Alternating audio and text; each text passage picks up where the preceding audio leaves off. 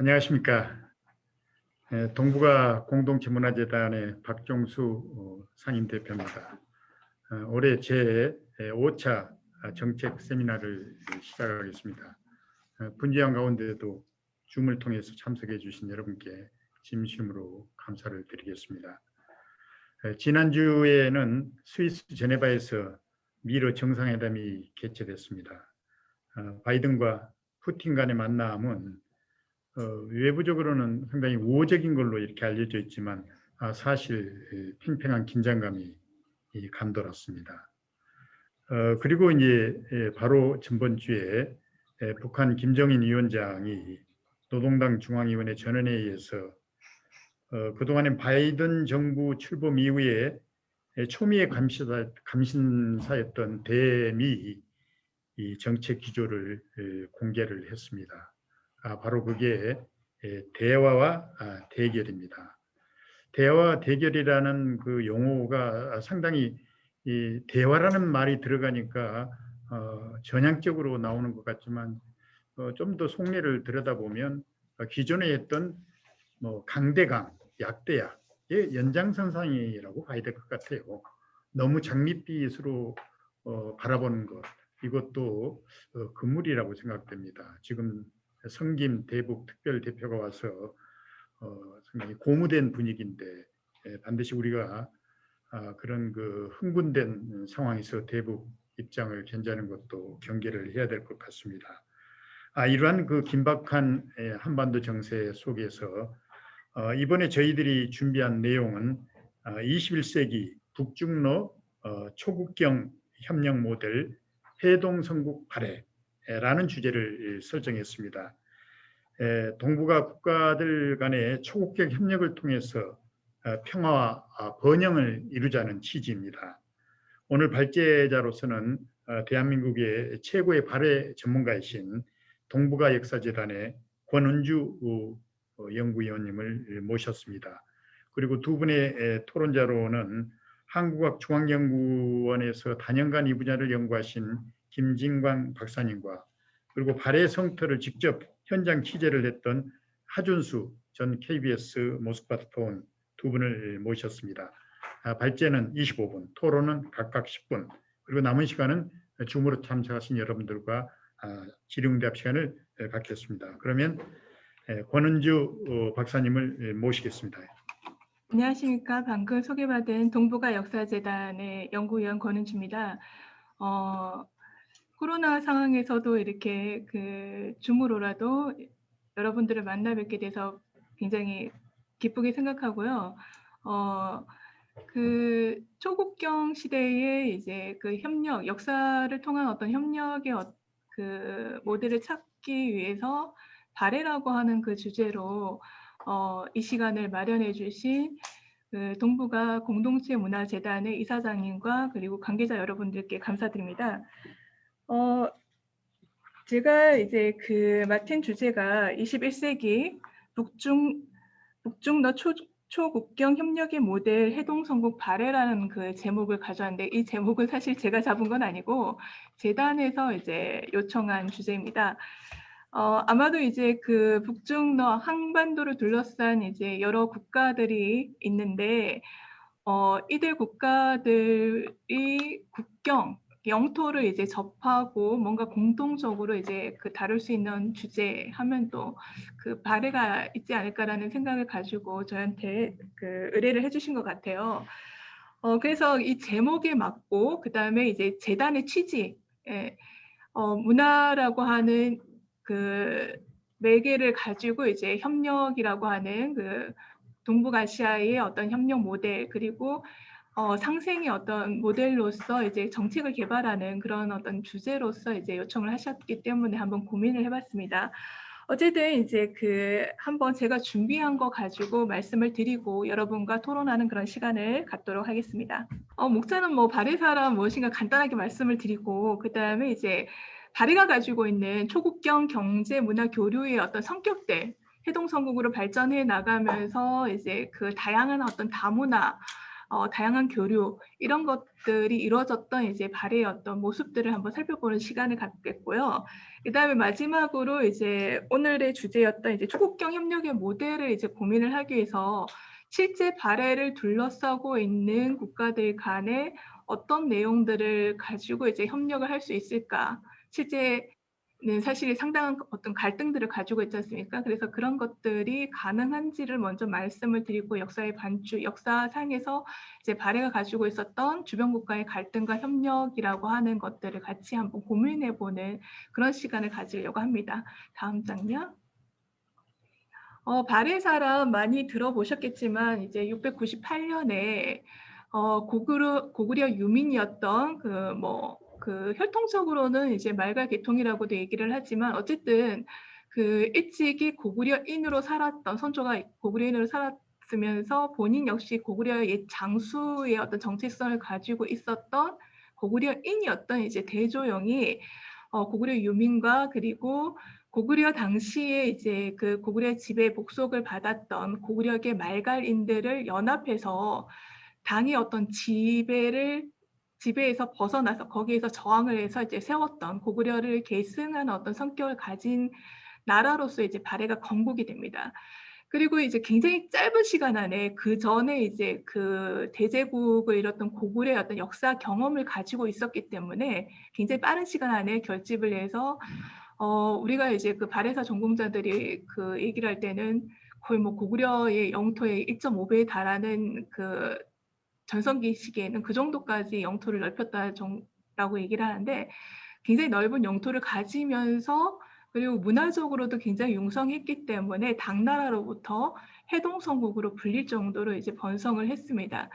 그렇지만 이제 이 역사가 그렇게 오래 가지는 못해요. 오래 가지는 못하고 당시에 이제 그 북방 세력들의 어떤 동향 속에서 거란이라고 하는 세력이 이제 성장하게 되면서 한 20여 년 정도 그 거란 민족과 다툼을 이루다가 노동 지역을 두고 뭐 20여 년 정도 혈전을 치렀다고 할 정도로 그 피터지는 싸움을 해서 결국은 어쨌든 926년에 거란에게 멸망하면서 역사의 뒤안길로 사라지게 됩니다. 물론 이제 그 유민들이 상당수 고려로 내려오고 조선으로 이어지고 지금 현재까지도 이제 우리 한국에 남아있게 되고요.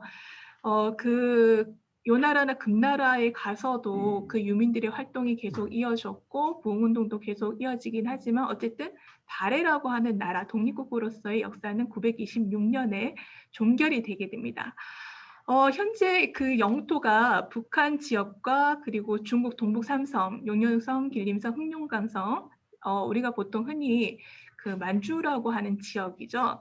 그 만주라고 하는 지역과 그다음에 러시아 연해주, 사실 러시아 연해주 같은 경우도 러시아의 그 진출 이전에는 이제 만주의 한 부분으로 있었죠. 이들 지역에 있었던 고대 국가라고 말씀을 드릴 수가 있습니다. 그래서 이제 그 주로 저희가 오늘 뭐 북중러 초국경의 협력의 모델로서 이제 발해를 살펴보는데 이 세 국가가 이제 영역적으로 발해가 가지고 있었던 영토를 지금 현재 차지하고 있습니다. 그리고 그래서 이제 그 발해를 둘러싼 주요 연구를 진행하고 있는 나라들이 이렇게 북한을 포함해서 한국, 중국, 러시아가 되겠고요. 그리고 또 이제 그 바다 건너서 일본하고 굉장히 많은 교섭을 했고 일본 쪽에 사서에 그 발해와의 교류 기록들이 많이 남아있기 때문에 일본까지 해서 4개국에서 주로 이제 발해에 대해서 연구를 하고 있습니다.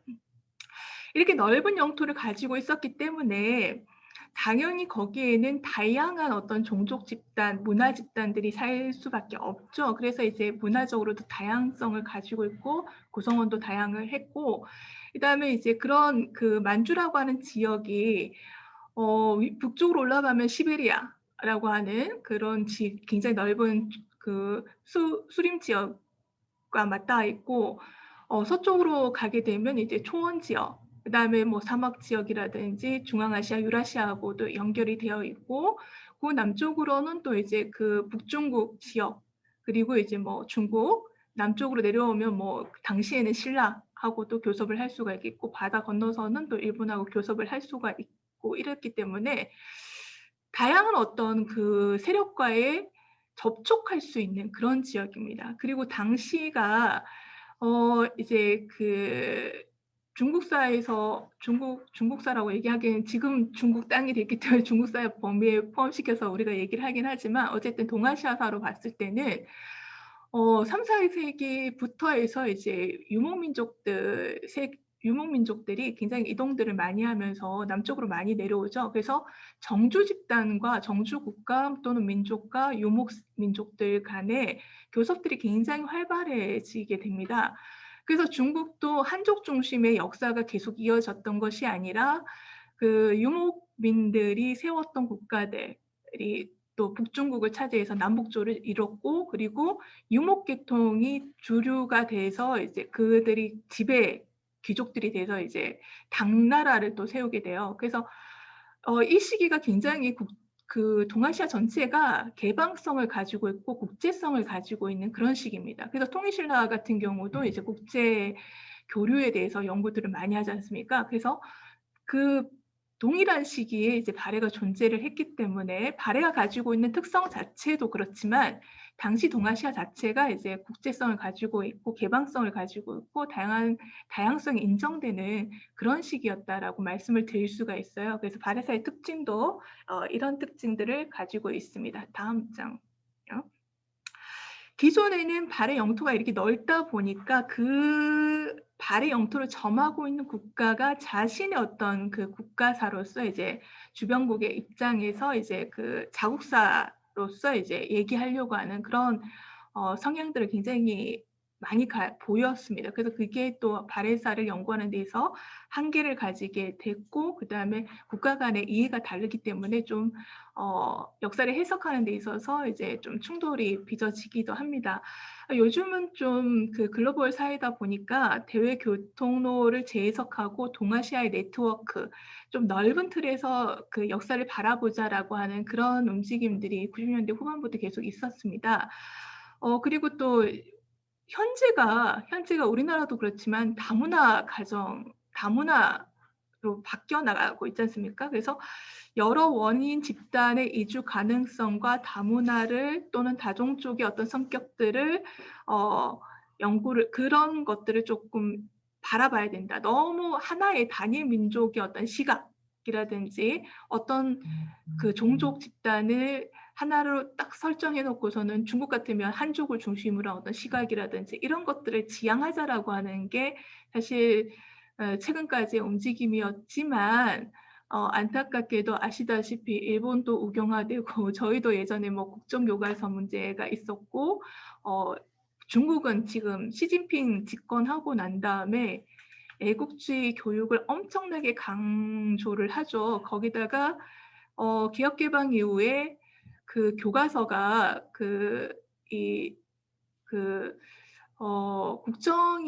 국정에서 이제 그 검정으로 바뀌었었거든요. 근데 이제 시진핑 정권 들어서서 교과서 편찬을 국가의 권력이자 의지라고 표방을 하면서 국정화를 해 나갑니다. 그래서 모든 교과서가 자국사를 중심으로 서술되는 것은 뭐 당연하긴 한데 중국은 최근 들어서 그게 너무 심해지고 있어요. 그래서 동아시아나 세계사를 기술함에 있어서도 중국 중심으로 기술을 해서 주변국, 한국이나 뭐 주변국의 역사, 발해사는 당연한 거고 중국의 입장에서는 당연한 거고 독립성이나 특수성이나 독자성이나 이런 것들은 전혀 언급하지 않습니다. 전혀 언급하지 않고 한문화의 영향, 중국의 문화의 영향 이런 것들만 이제 강조를 하게 돼요. 사실 그래서 최근에 뭐 BTS 문제라든지 뭐 이렇게 여러 가지 문화 공정들 우리가 언론에서 얘기하는 일명 문화 공정 이런 것들이 젊은 층들을 중심으로 해서 네티즌 사이에서 왜 일어나느냐? 그건 사실 중국의 굉장한 이제 요즘에 그 역사 정책하고도 중국 정부가 대놓고 뭐 김치 공정이나 이런 걸 하는 건 아닙니다. 아니지만 교육 자체가 그렇게 흘러가고 있기 때문에 그런 교육을 받았던 젊은이들이 그렇게 이제 오늘날 우리가 그 분쟁이라고까지 얘기하는 문화 공정이라고까지 얘기하는 그런 현상들이 나타납니다. 그래서 자국에 있었던 주변국에 대한 이해도 이렇기 때문에 자국의 현재 자국이 가지고 있는 영토상에 있었던 국가에 대한 이해는 훨씬 더 우리가 봤을 때는 이해하기 힘들 정도로 경색된 그런 어떤 모습들을 보여주고 있습니다. 어쨌든 이제 한편에서는 좀 그 글로벌 그 세계화라고 하는 다문화라고 하는 것이 키워드가 되면서 조금 더 넓게 그 개방적으로 이해하자라고 하는 게 그런 추세였는데, 지금 한편에서는 또 그 우경화되고 그 민족주의가 다시 신민족주의가 대두되면서 이제 그 역사를 바라보는 시각이 굉장히 편협한 그런 추세로 가는 것이 현실이고 있습니다. 다음, 이거 제가 직접 넘길 수는 없나요? 네네, 불편하네요.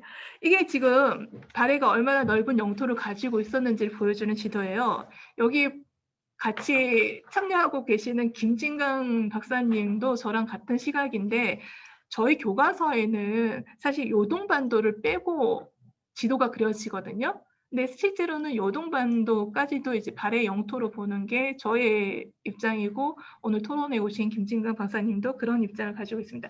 어쨌든 발해는 굉장히 넓은 영토를 가지고 있었기 때문에 이 영토들을 효과적으로 효율적으로 통제하기 위해서 그 발해사의 특징 중에 하나가 천도를 여러 번 했다는 거예요. 그래서 여기 보시면 동모산에서 처음 건국을 하고, 그 다음에 이제 중경 형덕부, 상경 용천부, 동경 용원부, 그 다음에 다시 또 상경으로 여러 차례 이제 천도를 하게 되는 것도 이제 이런 넓은 영토를 효과적으로 이제 통치를 하기 위해서, 그리고 굉장히 많은 그 다종족 국가였기 때문에 이들 세력들을, 지역 세력들을 통합하기 위한 그런 천도의 모습들을 우리가 살펴볼 수가 있습니다. 요거는 이제 동모산 처음 그 건국지로 알려져 있는 곳의 도나 지역인데, 제가 답사 가서 찍은 사진입니다. 지금은 또 요즘 중국에서 여태까지 이 도나 지역을 초기 수도라고 얘기를 했는데, 여기 보시면 중견 형덕부가 있었던 연변 지역은 다 아시지 않습니까? 연변 지역을 요즘은 또 초기 수도라고 중국에서 또 주장을 하고 있어서 굉장히 또 논란이 되고 있습니다. 나중에 또 기회가 되면 그런 부분들도 같이 한번 얘기를 해보면 좋겠는데, 오늘은 또 시간이 안 되니까 다음 장요. 자, 그래서 굉장히 넓은 영토를 가지고 있었기 때문에 이제 여러 나라에서 지금 현재 뭐 북한이나 뭐 한국, 그다음에 중국, 일본, 그다음에 러시아에서 관심을 갖고 있고, 그리고 굉장히 또 개방적인 어떤 성격들을 가지고 있는 나라였는데, 이 초국경의 어떤 경제문화 교류의 어떤 양상들을 보기 위해서 아까 지도를 한번 보여드렸어요. 그래서 지도에서 보셨다시피 이제 그 한반도 북부, 그리고 중국 동부 삼성, 러시아 연해주를 포괄한 그런 지역에 발해가 있었습니다.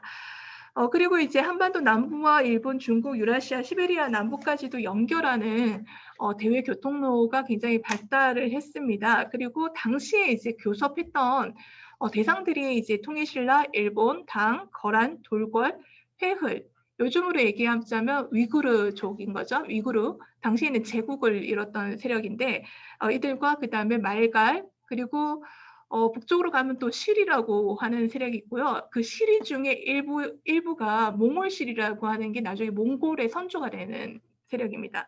이들과 이제 교류를 하게 됩니다. 이들과 이제 교류를 한 것을 이제 보여주는 게 이제 그 발해의 대외교통망이 굉장히 발달을 해요. 그래서 이제 그 중국의 사서에는 조공도, 영주도, 신라도, 일본도, 거란도, 혹수다라고 하는 공식적인 대외 교통로가 있었고요. 그 다음에 이제 비단길, 초원길, 그리고 우리가 또 관심 갖게 되는 것 중에 하나가 담비길이라고 하는 게 있습니다. 담비길이라고 하는 것은 이제 그 초원, 그 숲을나 산이 굉장히 많습니다. 이제 동북 지역도 그렇고 시베리아하고도 연결되지 않습니까? 여기에 이제 그 동물 가죽들이 굉장히 질이 굉장히 좋은데, 특히 초피라고 해서 담비 가죽이 굉장히 인기를 끌게 됩니다. 국제적으로 굉장히 인기를 끌게 돼서 일본 같은 경우는 그 담비나 또는 호랑이 가죽을 그 발해로부터 수입을 하게 되면서 발해 사신이 올 때 나 이만큼 이런 고급 가죽들을 가지고 있어를 보여주기 위해서 굉장히 날씨가 더운데도 막 여러 장을 이제 껴입고서는 과시하는 그런 것들도 이제 기록이 나올 정도로 가죽 산업이 이제 그 발해의 특산품 중에 하나였고 국제적인 교역물 중에 대표적인 교역물 중에 하나가 됩니다. 그래서 다음 장 넘어가시면 이게 이제 조공도라고 해가지고 중국 본토로 가는 그 대표적인 교통로이고요. 이 길은 나중에 이제 그 남쪽으로 해양 실크로드하고도 연결되는 길입니다. 여기 바레진이라고 하는 곳이 상경, 바레의 수도이고요. 그래서 이렇게 이제 그 이어지는 여순으로부터 바다를 건너서 등주, 복례, 지금 복례 지역 등주, 그 바레가 무왕 때 이제 등주를 공격을 하게 되는데 그 공격 대상 지역이었던 곳이 바로 이 복례 지역입니다. 이쪽 지역으로 해서 내륙으로 이제 그 지금 시안, 서안, 장안 당시 당나라 수도가 장안이라고 불렸는데 거기까지 이제 이어지는 길이고요. 내륙으로 가면 그 다음에 이제 밑으로 이제 내려가면 해양 실크로드하고도 연결되는 길입니다. 다음 장요. 그 다음에 이게 영주도라고 하는 것인데 지금 현재 조양이라고 하는 곳이 영주라고 그 당시에는 영주라고 불렸습니다. 이 영주는 발해사에서 어떻게 또 알려지게 되냐면 대조영이 고구려가 멸망했을 때 대조영 집단이 끌려갔던 지역이 바로 이 지역이거든요. 이 지역에서 반란을 일으켜서 동쪽으로 가서 발해를 건국을 하게 됩니다. 그래서 이 영주 지역을 통해 가지고 지금의 북경 지역으로도 내려갈 수가 있고 서쪽으로 가게 되면 거란, 그 다음에 돌궐, 그리고 비단길, 중앙아시아까지 연결되는 그런 대외교통로라고 할 수가 있습니다. 다음 장요. 그 다음에 이제 그 영주 지역보다 북쪽에 있는 거란으로 직접 통하는 그 길이 있습니다. 이 북방민족하고 연결되는 곧바로 연결되는 그 길이 이제 거란도로가 불리는데 이 길로는 돌궐이나 회hl 당시에 대제국을 이뤘던 이들들 세력하고도 연결되고 초원의 길하고도 연결이 됩니다. 그 다음에요. 다음. 그 다음에 이제 흑수도라고 하는 것은 북쪽으로 올라가서 흑룡강이라고 하는 그 강줄기를 따라서 이제 흑수 말갈이라고 하는 세력이 있는데 이들 지역하고도 연결되는 지역입니다.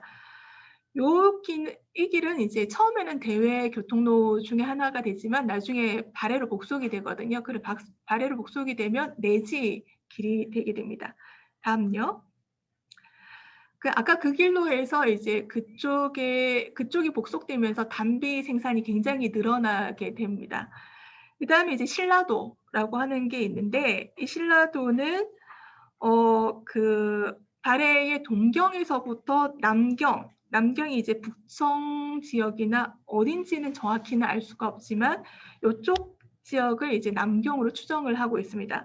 그래서 남경에서부터 내려와 가지고 발해에서 그 국경이었던 청정군까지 39개의 역이 설치가 되어 있었다고 합니다. 여기 지금 사진에 보면 발해 교통로에는 특이하게 24개의 기둥이 남아있는 그 건물지 유적이 남아 있습니다. 그래서 이게 공교롭게도 10몇 개가 지금 현재 확인이 되고 있는데 북한 지역에서도 확인이 되고 있고 중국 지역에서도 확인이 되고 있는데 이게 공교롭게도 교통로상에 있어요. 그래서 그 역참 제도와 관련된 유적으로 지금 보고 있습니다. 그래서 세 줄로 해서 24개의 기둥돌이에요. 그래서 건물을 이제 유추를 해보면 색한 건물로 이렇게 유추가 되고 있습니다. 그래서 그 신라도가 있고요. 다음요. 그리고 또 일본도가 있습니다. 일본으로. 그래서 일본은 어떻게 가냐? 크라스키노 성에서 출발하는 지역이 그 발해 염주성이라고 하는 크라스키노 성에서 출발하는 게 하나 루트가 있고요. 그 다음에 이제 그 토호포라고 하는 곳에서 남경 남해부 소속의 이제 그 동해 지역의 토호포라고 하는 곳에서 일본으로 갔다라고 하는 기록이 있습니다. 그래서 두 지역에서 이제 일본으로 이동을 했던 것으로 확인이 되고 있습니다. 다음 넘어갈게요. 그래서 전체적으로 보자면 그 중국 사서에는 뭐 혹수도, 그다음에 거란도, 영주도, 조공도, 신라도, 일본도 이렇게 확인이 되고 있는데 실제 교역의 어떤 양상들이나 이런 것들을 봤을 때는 비단길과 초원길, 단비길 모두 이제 그 중앙아시아까지 연결되는 이런 길들이 발해 대외 교통로로 사용이 됐다라고 하는 것을 알 수 있겠고요. 그다음에 이제 남쪽으로 이렇게 바닷길로 연결되는 시크로드 역시도, 해양 시크로드 역시도 발해 어떤 대외 교통망에서 굉장히 중요한 역할을 했다라고 하는 것이 연구 성과로서 알려지고 있습니다. 다음요. 발해인의 다양성에 대해서 앞서서 말씀드렸는데요. 대조영 출처와 관련해서는 고구려 개인과 말갈 개인과는 이제 그 중국과 한국학계 뭐 논쟁이 되고 있고, 전체 주민 구성에서도 고구려계가 많은가 말갈계가 많은가, 이게 이제 역사 귀속 논쟁의 굉장히 중요한, 여태까지는 그랬는데 사실은 말갈계가 많든 고구려계가 많든 그렇게 중요하지 않다고 봅니다. 왜냐하면 이들 모두가 이제 고구려 단계에서 고구려 민으로 살았고, 고구려가 멸망한 이후에도 고구려 민으로서의 어떤 정체성을 가지고 이제 당의 어떤 지배에 저항하면서 발해를 건국하는데 일정한 역할을 했기 때문에 우리가 이들을 이제 고구려의 어떤 그 구성원으로서 이해를 해야 되기 때문에 혈통적인 계통이 원고구려계인가 말갈계인가는 그렇게 중요하지 않다라는 생각을 가지고 있습니다. 다음요.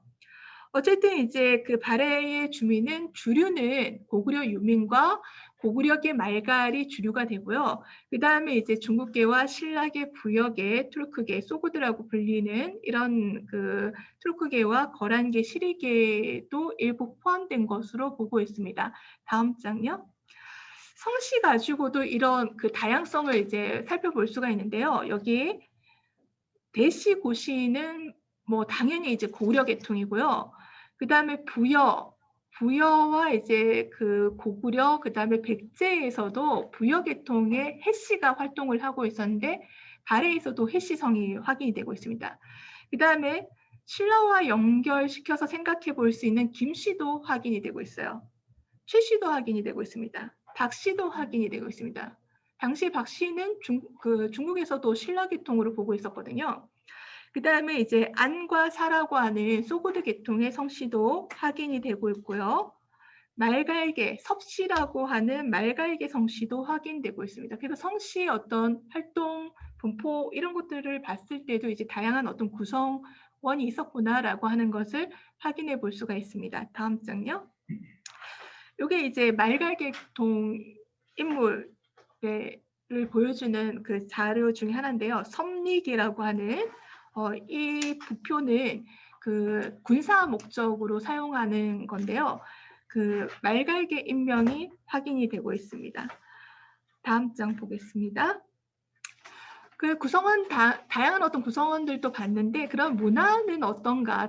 당연히 다양한 문화를 가지고 있겠죠. 구성원이 다양하니까.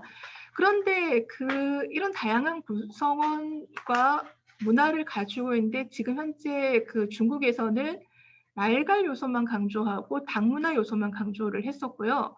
과거에 한국학계에서는 고구려 문화를 강조하는 그런 이제 모습들을 보였습니다. 근데 지금 현재로서는 그 한국학계 같은 경우는 지금 다양성을 좀 얘기를 하고 있는 그 전환을 좀 보여주고 있습니다. 그래서 뭐 대표적으로 이제 그 고구려와의 관련성을 얘기할 때는 무덤 양식 얘기하면서 고구려의 이제 그 발전된 무덤 양식 중에 대표적으로 그 무덤 천정을 각을 져서 이렇게 만드는 말각 조정, 뭐 모주림이라고도 얘기를 하고 하는데 이런 양식이 발해의 무덤 양식에 나타납니다. 그래서 이런 것들을 가지고 이제 고구려의 어떤 영향, 문화의 계승 이런 것들을 저희가 많이 얘기를 하는데 그 외에도 이제 다양한 문화 요소를 말씀을 좀 드리고자 합니다. 다음 장요. 토기 양식에 보면 이제 그 한반도 고구려뿐만 아니라 한반도 계통의 어떤 문의 양식들이 서로 이제 영향을 주고 있다라고 하는 것을 알 수가 있는데요. 이거는 전형적으로 말갈계 토기라고 얘기를 하는데 거기에 기존에는 보이지 않는 말갈계의 그 토기에는 보이지 않는 문의 장식들이 나타나요. 발해 시기에. 이런 파도무늬라든지 점이 찍혀 있는 이런 것들은 고구려 토기에서도 나타나고 한반도 가야계 토기라든지 신라계 토기에서도 나타나는 그런 무늬 양식들이 나타나고 있습니다. 다음요. 그리고 신라하고 통일신라하고 별로 교류하지 않았다라고 얘기하는데 사실은 그렇지 않다. 거의 똑같은 그 신라에서 그 울릉도에서 발견되는 토기가 발해에서 발견이 됐습니다. 그리고 여기 밑에 토기 뚜껑인데요. 저는 이 발해 토기 뚜껑을 보고 굉장히 놀랐어요. 제가 이제 원래 경상도에서 활동을 하다가 경북대에서 활동하다가 이제 동북아 역사재단으로 서울로 이렇게 왔는데 남쪽에서 활동하다 보니까 가야나 신라 관련 그 프로젝트나 연구들을 좀 하거든요. 이거 가야 토기 아니야라고 할 정도로 이제 굉장히 유사한 게 발해에서 발견이 됐다는 거예요. 딱 한 점밖에 없긴 하지만 뭔가 문화적인 어떤 교류 이런 것들을 짚어볼 수 있지 않을까라는 생각이 듭니다. 다음요. 그 다음에 그전에는 만주 지역에서 이런 기대가 잘 안 보이거든요. 거의 확인이 안 됩니다. 그런데 이런 기대들이 지금 발해 유적지에서 나오고 있다는 거예요. 특히 연해주 지역을 중심으로 해서 나오고 있습니다. 이런 기대들 같은 경우는 이제 가야나 또는 이제 신라 기대들하고의 어떤 유사성들을 좀 얘기를 해볼 수가 있을 것 같아요. 발해 이후에 요라든지 금에 가면 또 비슷한 기대들이 나타나긴 하는데 그전에는 나타나지 않습니다. 뭔가 이제 그 발해의 어떤 영향들을 얘기를 해볼 수가 있을 것 같아요. 다음요. 5분 더 드리겠습니다. 시간이 없네요. 그냥 팍팍 넘어가도록 하겠습니다. 이거는 위구르톡이라고 하는데 언론에서 위구르톡이라고 굉장히 홍보를 많이 했어요. 많이 했는데 왜 위구르톡인지 아무도 얘기를 안 했습니다. 학자도 얘기 안 하고 아무도 얘기 안 했어요. 제가 너무 궁금해서 러시아 쪽, 그 다른 중앙아시아라든지 위구르 쪽이라든지 중국 쪽 자료들을 엄청 뒤져봤는데 못 찾았는데 러시아 쪽 자료를 인터넷에서 학술 자료를 우연히 제가 하나 발견을 했습니다. 그래서 제가 발표를 했었는데 논문은 못 실었고요. 다른 분이 제 거를 인용을 해서 논문을 발표를 하셨더라고요. 자, 위구르 토기 이런 것도 나왔고요. 다음요. 그 다음에 거란계 토기도 나왔습니다. 다 그냥 넘어갈게요. 그 다음에 이제 고구려 온돌, 고구려의 어떤 전통을 이어서 온돌을 이제 그 발해가 발전을 시키는데 고구려 같은 경우는 귀족들 같은 경우는 침대 생활을 평상이나 침대 생활을 주로 했습니다. 그래서 입실 생활을 많이 하고 온돌 생활은 사실 좀 가난한 사람들이라든지 절이라든지 또는 이제 그 군사시설에 보통 이렇게 많이 설치가 됐거든요. 근데 발해는 귀족이나 양민이나 뭐 백성들이라든지 뭐 사찰이라든지 할 거 없이 굉장히 뭐 그 온도를 많이 사용한 것이 확인이 되고 있고 이것을 또 국제에 또 유행시킨 게 또 발해다라고 얘기를 할 수가 있을 것 같아요. 그래서 어디까지 이제 발해식 온돌이 나오느냐 다음 장요. 발해의 중심지하고는 굉장히 멀리 있는 울란바토르 지금 몽골 인민공화국 수도죠. 거기서도 더 서쪽으로 가서 거란의 이제 유적지인 이제 친돌고이 성이라고 하는 여기에 이제 발해식 온돌이 나옵니다. 이거는 뭐 발해가 멸망하고 난 다음에 이제 그 발해의 어떤 문화를 가지고 있는 집단들이 강제 이주되면서 아마 남긴 문화 요소가 아닐까라는 생각이 듭니다. 다음요. 그 다음에 뭐 투르크계 뭐 관련된 뭐 동전이라든지 문자라든지 다음요.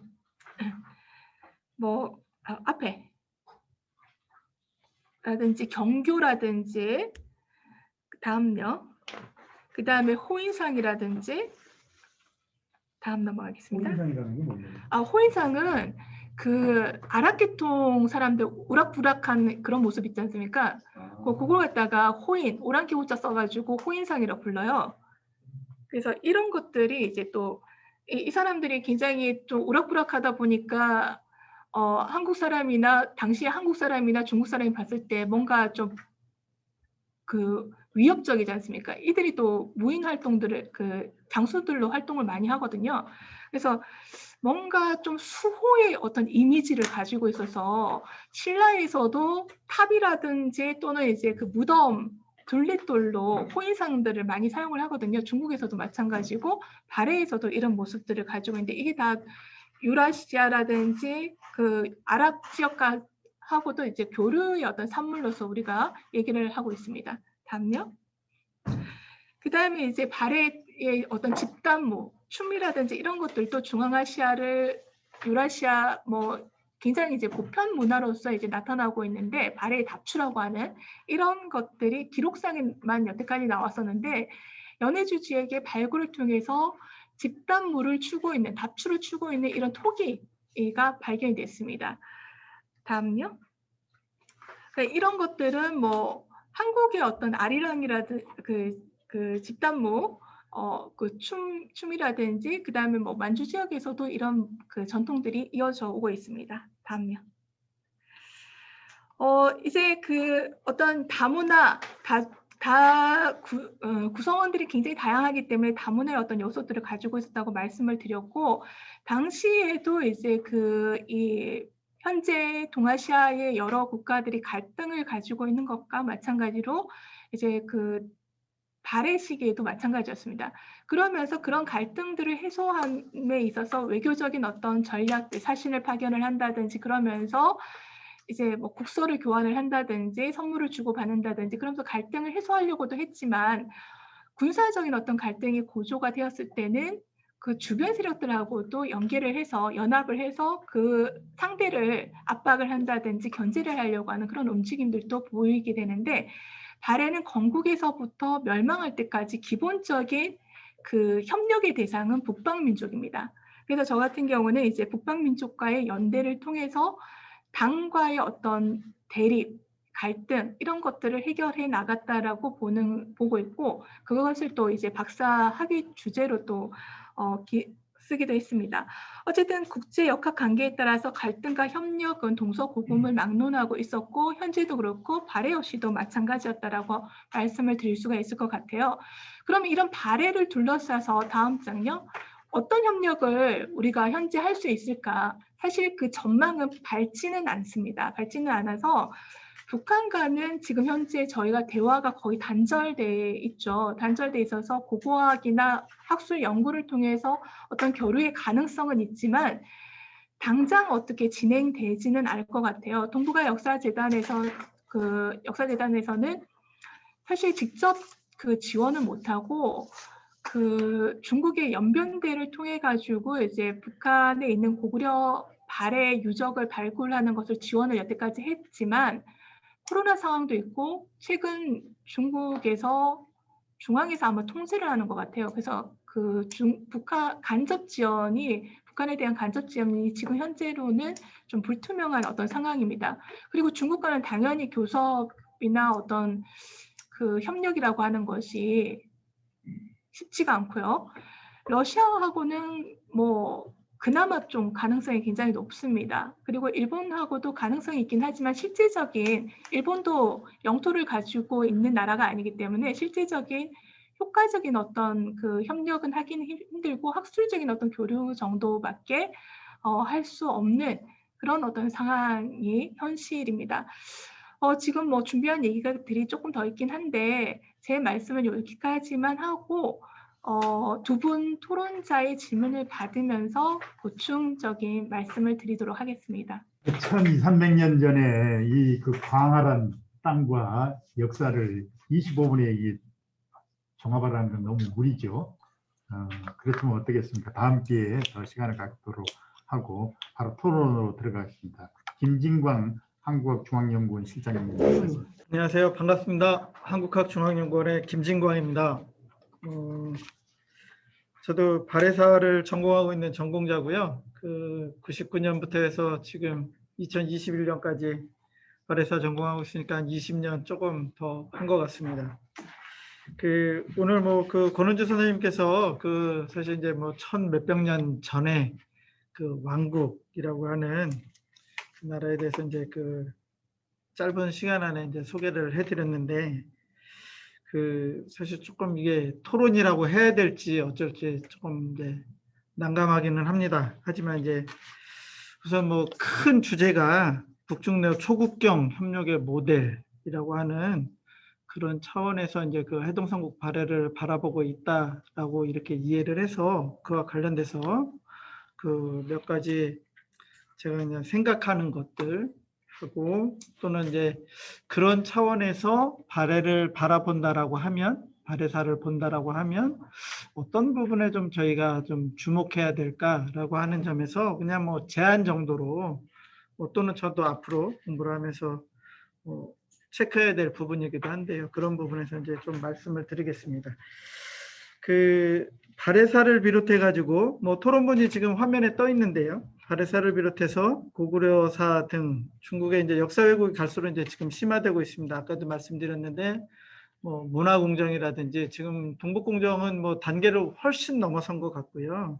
그런 상황에서 지금 이제 21세기 북중러 협력의 모델을 개발한다라고 하면 그 동북아시아 평화공존의 상징이라고 평가할 만한 발해의 지정학적, 정치적, 문화적, 국제적 위상 및 역할 등에 대한 이해, 심화가 좀 선결돼야 되지 않을까 이런 생각이 듭니다. 이거는 뭐 좀 전에 발표에서 물리적으로는 지정학적으로는 뭐 지금 현재 3국에 걸쳐 있는 이런 부분들이 있고 또는 문화적으로는 각 민족들이 자신들의 어떤 그 고유의 문화들을 이제 서로 교류하고 그것들을 이제 서로 활용했던 그런 흔적들을 통해서 발해가 그 뭐 개방화되고 국제화된 그런 사회라고 이렇게 볼 수 있을 것 같습니다. 그래서 그런 부분에서 조금 더 저희가 착안을 한다면 지금 이제 오늘 그 발표의 주제와 맞게 좀 방향을 좀 연구해 볼 수 있지 않을까 이런 생각이 듭니다. 그 발표자가 언급한 것처럼 발해는 이제 지리적으로 한반도, 북부인 북한, 중국, 러시아 이런 쪽에 걸쳐 있던 국가이고 고구려 유민, 말갈, 거란, 뭐 시리 이런 다양한 민족들이 있었기 때문에 그 발해라고 하는 나라를 우리가 이제 뭐 어떤 뭐 아이덴티티라고 하는 부분으로 이렇게 한 번에 이렇게 뭐 규정화지을 수는 없겠지만 그만큼 이제 다양한 사고, 그다음에 다양한 문화 이런 것들이 공정화됐던 국가였던 만큼 뭐 그런 부분에서 우리가 지금 현재 그 21세기에 이제 동북아 정세를 바라보는 데 있어서 좋은 그 뭐 시사점이 되지 않을까 이런 생각을 합니다. 그러므로 발해사에 대한 이해 및 그 인식의 심화 확대는 현 시대 한반도의 미래의 지향적 발전 전략에 중요한 실마리를 제공해 줄 수 있다라고 저 토론자는 생각을 합니다. 그 지금까지 이제 여러분들께서도 이제 많이 들으셨겠지만 우리나라에서 이제 발해사를 전공해서 소위 먹거리로 이렇게 그 직업의 어떤 일환으로 하고 있는 연구자들이 10손가락 안에 꼽습니다. 그 중에서 뭐 지금 이제 정년하시고 불과 뭐 내일 모레 이제 또 정년하시는 분들 이런 분들 빼면 실제 뭐 박사학위를 받아서 조금 이 분야에 이제 전문적으로 하시는 분들이 불과 10분이 안 되는데 이제 그런 부분에 있는 그런 현상들이 초래된 것은 이제 결국은 뭐 자료가 없다라고 또는 부족하다 또는 활용할 수 있는 것들이 조금 종합적인 이런 게 없다라고 하는 그런 문제의식이 계속됐습니다.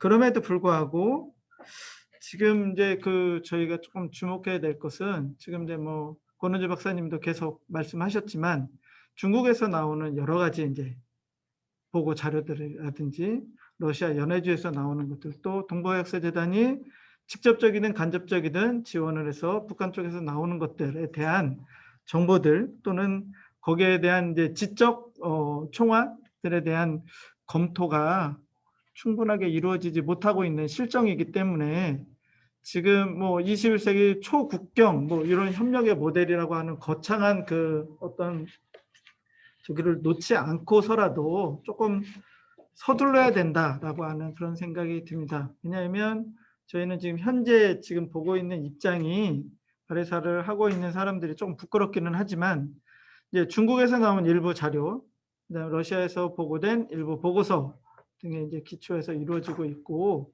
일본 쪽에서는 이제 그 제국주의 시대부터 있었던 수집했던 그 자료의 이제 일환으로 하고 있는데 이런 부분들이 각각의 편린들은 보여줄 수 있지만 종합적인 부분에서는 조금 어려움이 좀 있지 않나. 그래서 그런 부분에 대한 것들이 연구가 돼야 될 필요가 있고, 그 과정에서 우리가 초국경이라고 하는 그런 이제 문제의식 또는 21세기를 바라보는 그런 이제 전략적 목표 또는 방향성을 제시하는데 좀 시사점, 실마리를 좀 찾을 수 있지 않을까 생각을 합니다.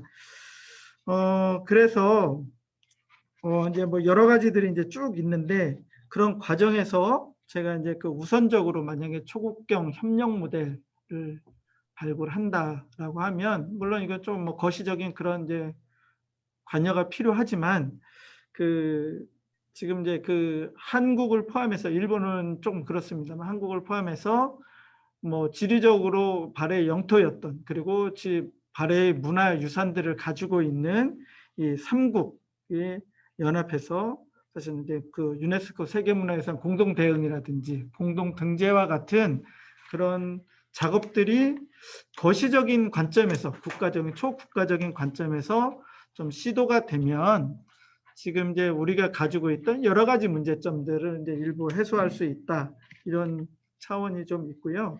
그 차원보다 이제 좀 아래에서 이제 생각해 보면 이런 점들을 좀 생각해 볼 수 있을 것 같습니다. 그 밑에 이제 몇 가지들 이렇게 쭉 나열했는데, 우선 이제 고구려가 멸망되고 이제 발해 대조영이 나라를 세웠는데, 뭐 다양한 어려움들을 어떻게 극복하고 이제 건국에 이르게 됐는지, 이런 과정들이 우리가 지금 현재적인 시점에서 좀 고민을 좀 해볼 필요가 있다.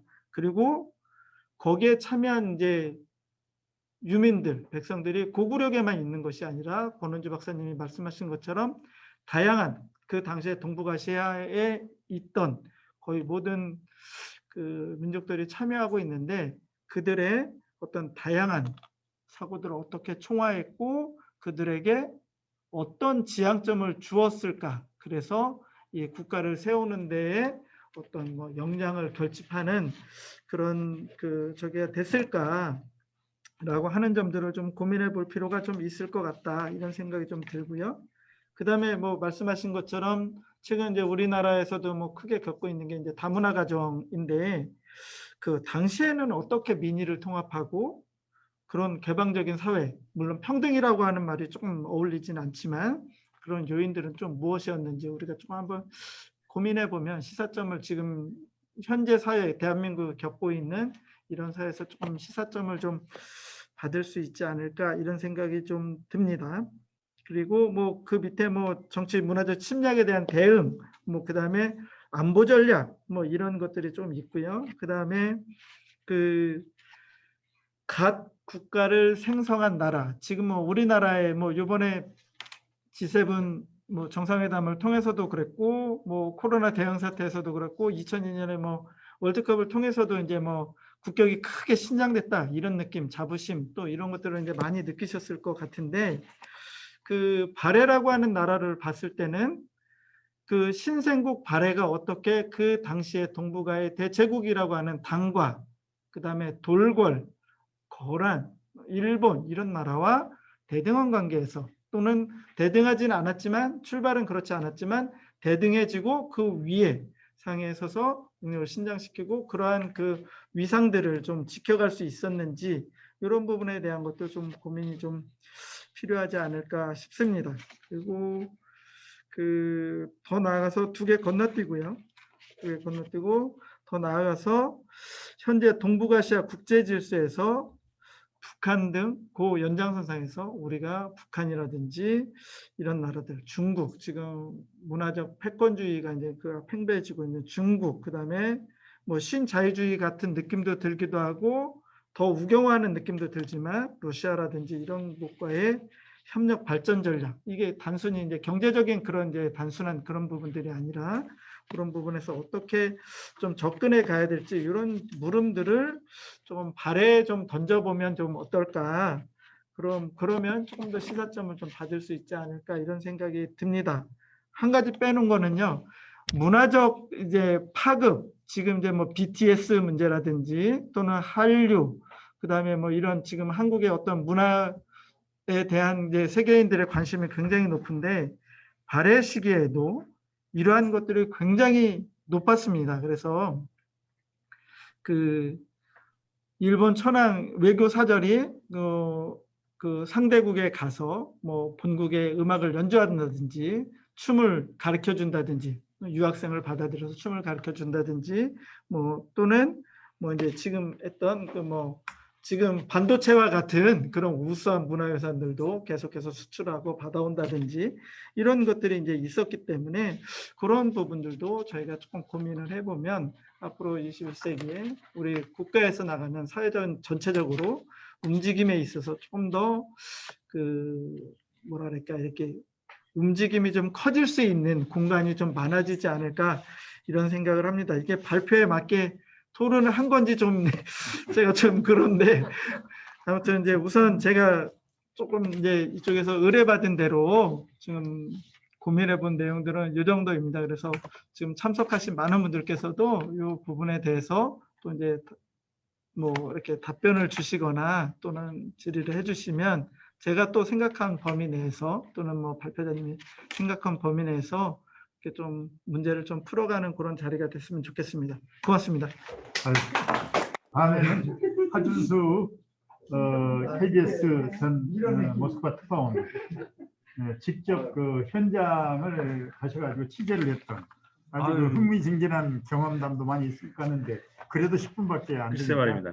잘 시간 조절. 아이고 뭐 앞에 두 분이 너무나 명쾌하게 제가 뭐 그 공력을 따라갈 수가 없죠. 발해를 20년 전공하신 분들을 제가 현지 기자가 이 자리에 서게 된 거는 아마도 이제 일단은 현장을 유적을 이제 취재를 했고 이제 그 시청자와 대중의 눈높이에서 이렇게 공감대를 좀 같이 나누자는 그런 취지에서 제가 이 자리에 선 거로 저는 이해했습니다. 그래서 저는 그냥 저는 주로 사진 자료 좀 띄워주세요.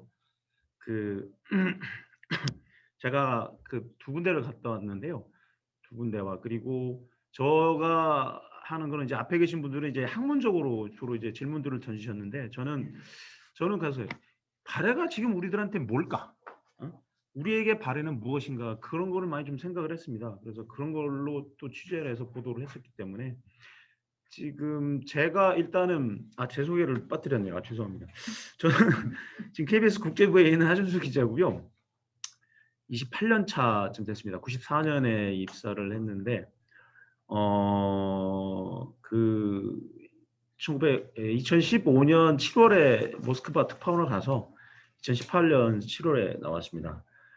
제가 발해 유적지를 취재한 거는 2015년 8월이었습니다.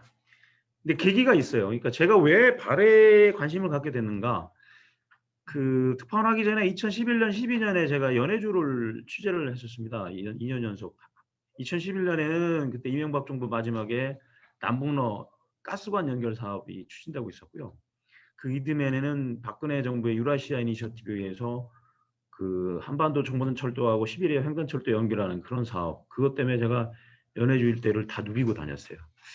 근데 뭐 여러분 가보신 분들 많지만 연해주를 가면 저기 보시면 지금 블라디보스톡에서 크라스키노까지 한 230km를 가는데 그 도로가 시원찮아 가지고 뭐 한 4시간, 4시간 반도 걸리고 반나절이 걸려요.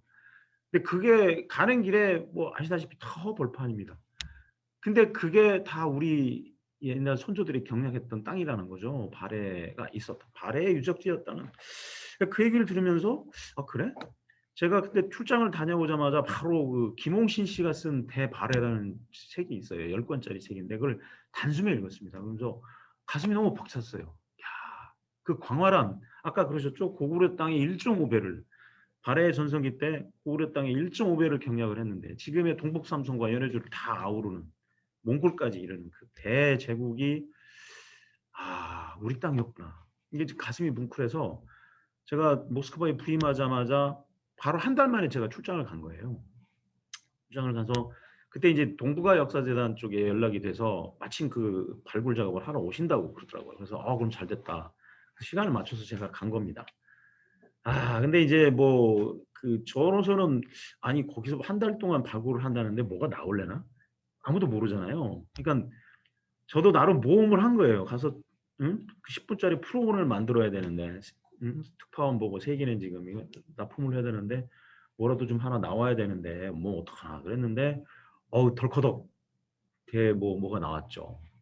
일단은 보시면은 저기 일단 지도에 보면은 이제 되게 크게 네모나게 있는 게 시넬리코브라는 데가 있고요. 그 밑에 블라디보스토크 다 아시죠? 그리고 이제 왼쪽 아래에 크라스키노 이제 염주 평지성이라는데 저게 이제 염주성을 말하는 거죠.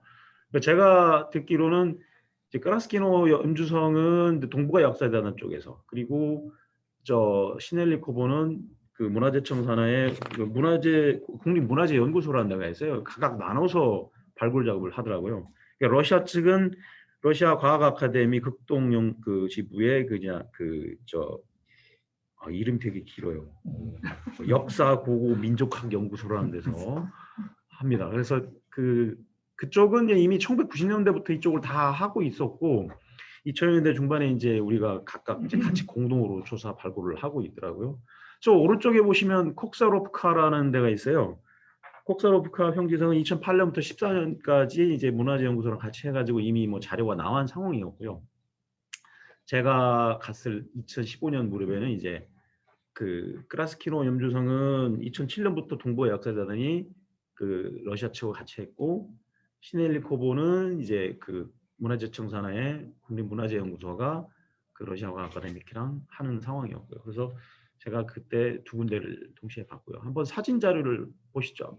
먼저 크라스키노 연주성은 이제 그 크라스키노 가시면은 그 만중군 단집이 있잖아요. 그 가기 전에 보면은 이제 그 저쪽 핫산 쪽으로 내려가는 도로에서 옆으로 빠져요.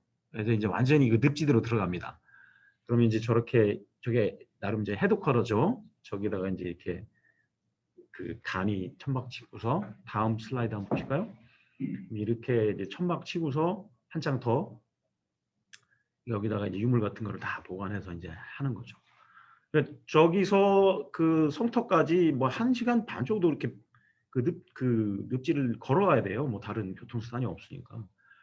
근데 저기서 뭐 목이고 엄청 뜯겼습니다. 저 모스크바로 돌아와가지고 일주일 내내 밤마다 벅벅 긁으면서 고생 되게 많이 했어요. 고생 많이 하시더라고요. 저기서 별 기대를 안 하고 갔는데 그 다음 장면을 보시면 이거는 이제 거기 가니까 저렇게 재밌는 게 있더라고요. 보시면 해골 그림도 있고 한자로 바레라고 써 있는데 밑에 보하이라고 써 있잖아요. 이제 이거는 중국 발음이죠. 한글로 바레라고 써놨죠. 여기가 이제 바레 유적지 이제 전초 기지인 거죠. 그 다음에 보시면은 저희가 카메라로 찍고 있는데 눈앞에서 저기 발견이 됐어요. 저게 이제 청동 유물인데 쌍봉 낙타상이라는 거죠. 그게 가로 2cm, 세로 2cm예요. 아주 작은 겁니다. 저걸 어떻게 발견했는지 발굴하시는 분들은 이제 그 클 하나하나 이렇게 고운 채로 빗으로 살살 긁어서 이제 검증을 하다가 저걸 발견하신 거예요. 이게 이제 러시아 박사님이 발견했는데 저게 낙타가 가지는 의미가 저런 거지 않습니까? 박사님도 너무 잘 아시겠지만 이제 그 당시에 그 바레가 서역과도 교역을 했는데 2012년에는 여기서 낙타뼈가 발견이 됐었대요. 근데 이제 저희가 갔던 2015년에 저 쌍봉 청동 낙타성이 발견이 되면서 확실하게 이제 서역과의 교역이 그 물적 자료를 제공했다라고 이제 발견이 된 거죠. 그다음에 거기서 또 청동 장신구도 발견이 됐답니다. 그래서 러시아 측 박사님들 말로는 그 염주성 근처에서 아주 정교한 청동 그 세공업이 발전하지 않았냐 뭐 이렇게 추정을 하시더라고요.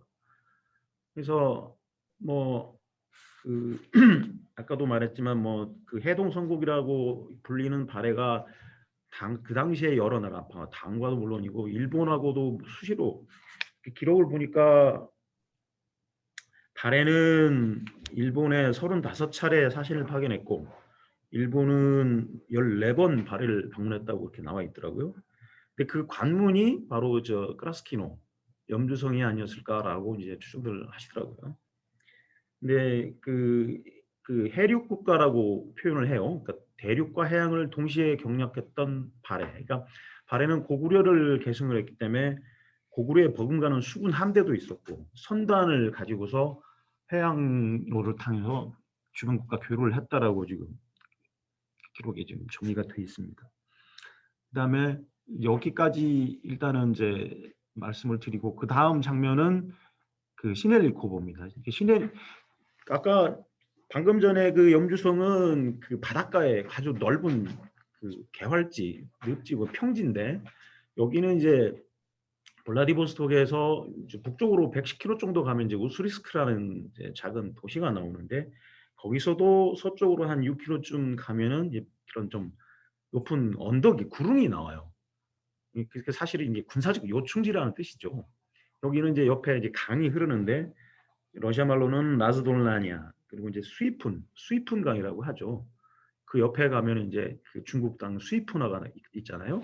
그 국경 도시.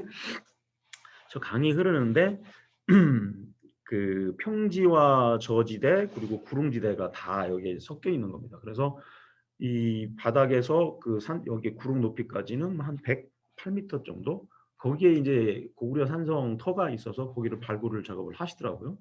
다음 장면 한번 보시면 저기 이렇게 이제 러시아 측 그 발굴 작업단이 이렇게 하는 작업이고 그 다음에 보면 그 산성 터가 저렇게 남아 있어요. 이분은 이제 문화재연구소에서 나오시는 분, 한국 분이. 저게 저 왼쪽에 보이는 게 성벽 터라는 겁니다. 다음 장을 보시면은 이렇게 이런 안쪽으로 차례로 들어가는 식으로 쌓는 게 고구려 성벽식이래요. 그래서 이게 고구려의 그 양식을 이어받은 거다라고 설명을 해주시더라고요. 그래서 시들로코보 같은 경우는 보면은 강과 평야를 하늘에 내려다보는 누가 봐도 이렇게 군사적 요충지라는 게 느껴지지 않습니까? 그러니까 이게는 서기 8세기에 이제 발해의 영토 경계선이 서쪽으로 확장되면서 이 지역에서 이제 그 말갈들을 복속시키면서 대제국을 건설하는 기초를 쌓은 그런 당시의 유적이다라고 설명들을 하시더라고요. 근데 저기 제가 딱 그 언덕에 서서 보니까 주변 경치가 다 보여요. 시원하고 뭔가 막 이렇게 그 남아의 기상이 느껴지는 그런 것들이 느껴졌습니다.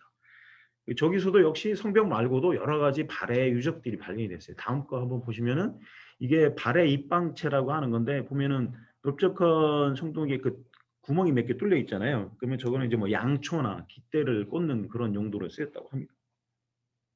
여기서도 뭐 그 유구, 뭐 수혈, 주거지 같은 것들이 발견이 됐고요. 그다음에 뭐 삼태계형 토기 같은 것들이 발견이 됐다고 합니다. 그래서 제가 사실 뭐 한국 기자가 발해 유적지를 이렇게 취재한 것 거의 없는 것 같아요.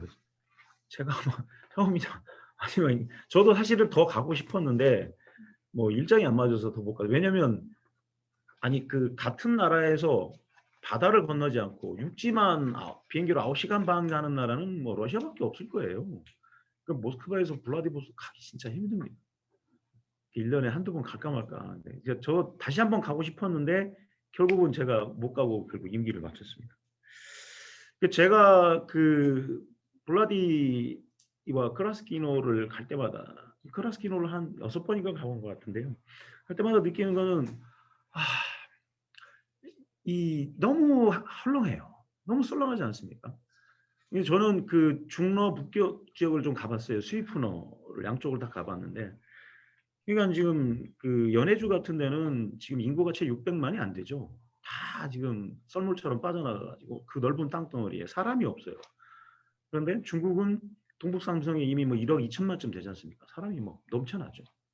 국경지대에서 딱 중러 국경에서 중국 쪽 국경 도시는 뭐 북적북적합니다. 밤마다 막 사람들 하고. 근데 바로 국경 넘어 러시아 땅으로 넘어가면 아무도 없어요. 그때마다 느끼는 거죠. 여기가 우리 선조들이 경유했던 땅인데 지금 이게 왜 이렇게 놀고 있는지. 그러니까 지금 뭐 알다시피 뭐 그 주변에 블라디보스토크 남쪽으로 하면 크라스키노 옆에도 뭐 자루비노 항구도 있고 포셰트 항도 있지만 거기 중국 기업들이 뭐 몇 년 단위로 그 임차를 받아가지고 뭐 항구를 개발하겠다 그런 장밋빛 계획들이 이미 뭐 몇 년부터 나왔지만 개발이 안 되는 이유가 그런 것 같아요. 사람이 없고 개발 유인 인자가 별로 없는 거죠. 근데 저는 거기를 이미 말씀드렸다시피 그 가스관 연결 사업하고 철도 연결 사업 때문에 그 취재를 갔기 때문에 저는 그런 게 느꼈어요. 이제 뭐 그러니까 우리가 이제 지금 왜 발해를 꿈꾸는가, 왜 발해를 생각하는가 그러면 이제 와서 뭐 그 옛날 우리 고토 회복, 뭐 우리 땅이니까 내놔라 그런 거는 접근은 아닌 것 같고 그런 얘기를 하자는 게 아니라 지금 그 유라시아 횡단 열차를 지나가는 그 땅이에요 다 지금 블라디보스토크에 출발하면 다 그 땅을 지나갑니다. 그 옛날에 우리가 그런 행사도 많이 했었고요. 그 알다시피 1980년대 그 노태우 정부 때 북방 정책이 있었고 박근혜 정부의 유라시아 이니셔티브 있었고 지금 문재인 정부는 식북방 정책을 하고 있는데 그게 다 지금 한반도의 교통 물류량을 대륙으로 연결시키고 유라시아 대륙과 태평양 경제권을 연결시켜서 우리 기업들에게 더 큰 기회를 제공하겠다는 게 그런 취지거든요. 그런데 이미 그 발해가 이미 알다시피 뭐 대외 개방성과 포용성을 가진 발해가 이미 그걸 1000년 전에 이미 경영을 했던 것이죠. 그러면 오늘을 사는 우리가 그들이 우리 선조들이 했던 그런 세계 경략의 지혜를 좀 이어받으면은 훨씬 더 나지 않겠느냐 하고 하는 게 저의 생각이었습니다. 그래서 뭐 이거 저는 뭐 제가 발표인지 토론인지 좀 헷갈리긴 하는데 제가 갔다 왔던 생각이 좀 같이 공유를 좀 하고 싶어 해서 말씀을 드렸고요. 그 이제 뭐 박사님들 더 잘 아시겠지만 뭐 러시아는 중국보다는 저희들한테 훨씬 협조적인 것 같아요. 제가 그 과학 아카데미 극동지부 그 사무실을 갔더니 그 맨 꼭대기층에 이렇게 우리 한반도 쪽에 유물들만 다 모아놨더라고요. 그걸 한 방 가득히 모아놓은 시대별로 정리를 하는데 가슴이 너무 뜨거웠어요. 그리고 이제 이 발해와는 조금 다른 얘기긴 하지만 제가 이제 2019년에 이제 우리 남북교류 협력재단에서 일하면서 이제 여러 이제 취재를 하는 와중에 그 우리 그 남북 역사 협의회라는 게 있지 않습니까? 거기서 녹둔도 그 발굴 사업을 추진했었거든요. 이제 그 크라스키노 바로 좀 더 북한 쪽 국경으로 가다 보면 녹둔도라는 데가 있습니다. 그게 이제 뭐냐면 이순신 장군이 해군 장군만이 아니었어요. 이순신 장군이 과거에 급제를 하고서 그 당시에 육군 장소로 활동하던 데가 거기거든요. 그러니까 이제 과거를 급제했는데 이 양반은 고지골식하게 최전방으로 가서 하급 장교로 근무를 했던 거죠. 거기서 여진족을 막아내서 큰 전투를 벌여서 승전비도 세워져 있고 토성도 쌓았다는 거예요. 그래서 그 북한 땅을 들어가야 되는데 그 러시아와 북한의 그 낮은 선봉 지역에 그 승전비가 있고 그 이순신 장군이 활동했던 유적은 지금 그 북한 땅 바로 앞에 있는 녹둔도에 있습니다.